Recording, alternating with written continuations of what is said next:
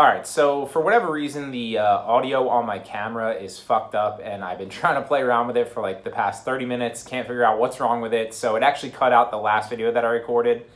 So we're just gonna roll with it. I'm shooting on my phone today really quickly, and today I wanna bring you 5 Facebook Marketplace tips that if you implement are going to help you run, a better business, scale faster, and make more money, okay? And if you stay till the end, I'm gonna give you a 6th bonus tip. Now, I wanted to get a video out for you guys really quickly because I've been like hardcore into the dropshipping business this month, and I really haven't had much time at all to put towards like making videos for you guys. I think I might have made like 5 maybe all month. It's probably even less than that.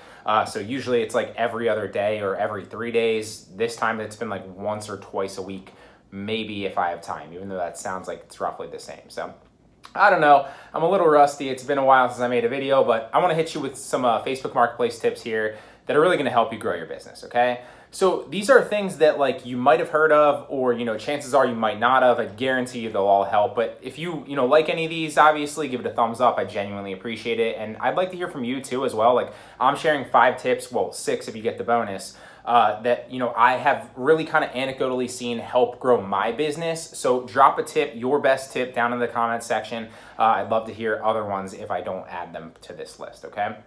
So first one is that message response time, I think, actually matters, okay? Now this is anecdotal. I don't have any proof. I don't have any data. I didn't run any split tests, but I have kind of noticed that my sales seem to go up when I'm actually in my, my messages responding to customers relatively quickly, right? It doesn't mean that you have to respond and be sitting there ready to respond, that minute or that hour. But it does, I have noticed that if I start ignoring people or start just not responding to a bunch of people, again, this is anecdotal, I don't have any proof of this, but it seems like my sales somewhat go down, right? And just the opposite, if I'm responsive and I'm helping customers, answering their questions, even if they don't ever buy, it seems like my sales, it correlates with sales slightly going up, right? And this actually makes a lot of sense because, if you look at platforms like eBay or Amazon or even Facebook, when they're running advertising, because I used to run a lot of advertising on Facebook, their main goal, their main concern is the customer experience, okay?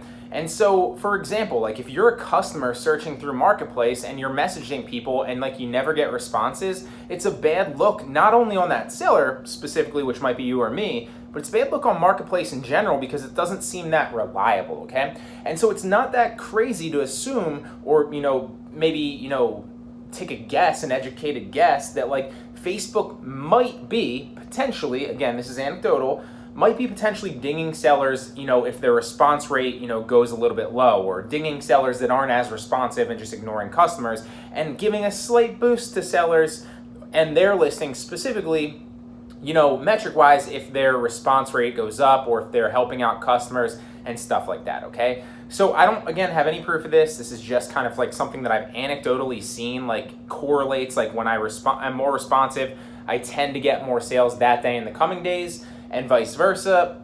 You can take that, you can leave that, do whatever you want with it, but I have noticed that I think message response time actually really matters. And I think, no, I don't still have my mic on, okay.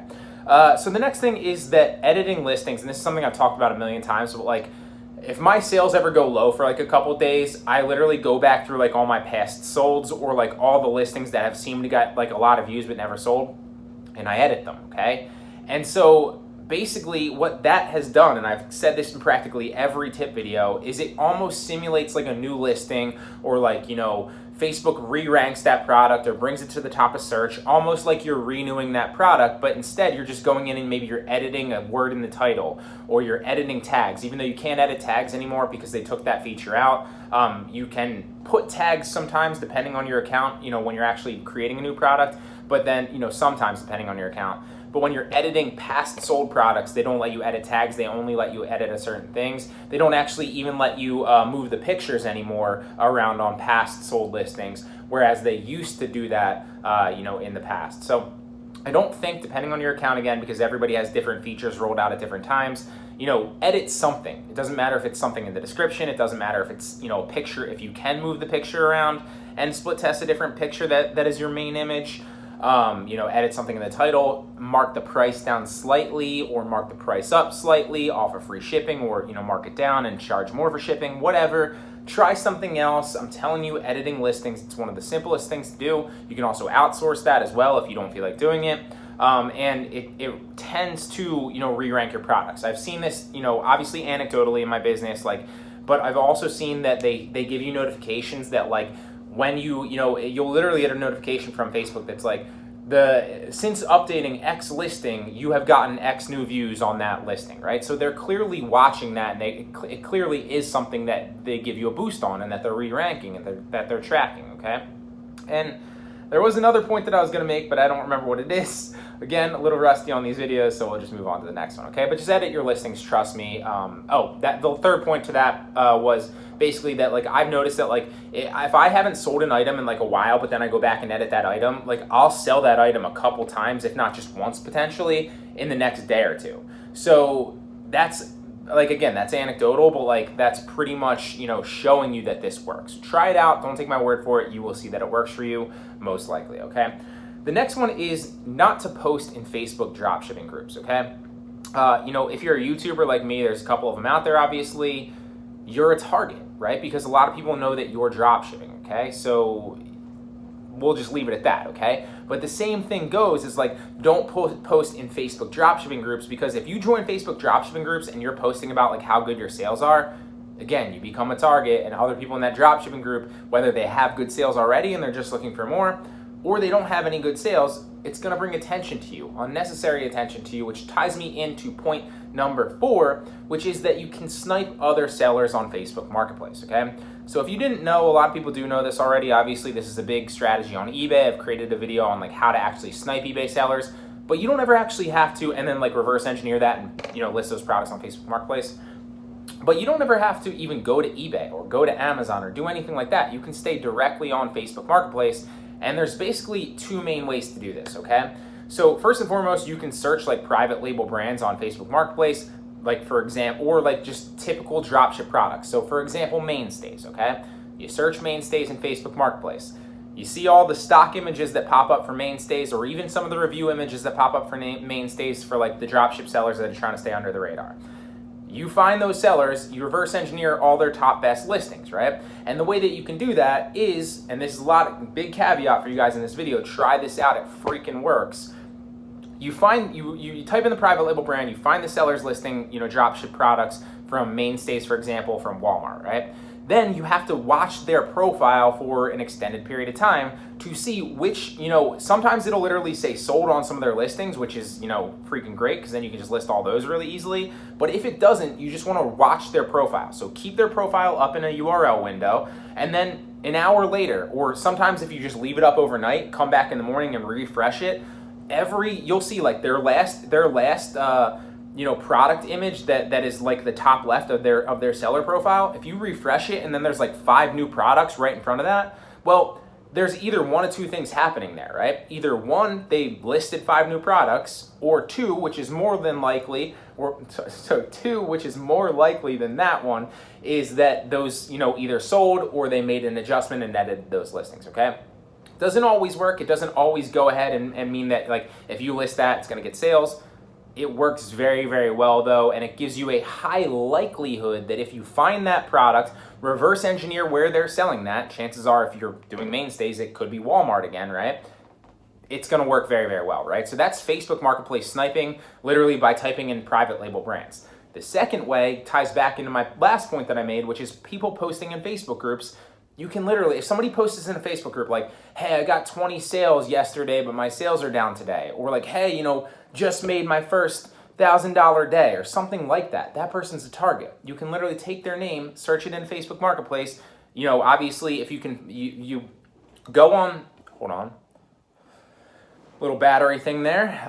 You go on Facebook Marketplace, you can either go East Coast and move your radius out 500 miles, or go on West Coast, move your radius out 500 miles, and then, Texas, move your radius out 500 miles, etc., etc. Find that person, find their seller profile, and again, watch their listings, snipe their listings, just like I said, okay?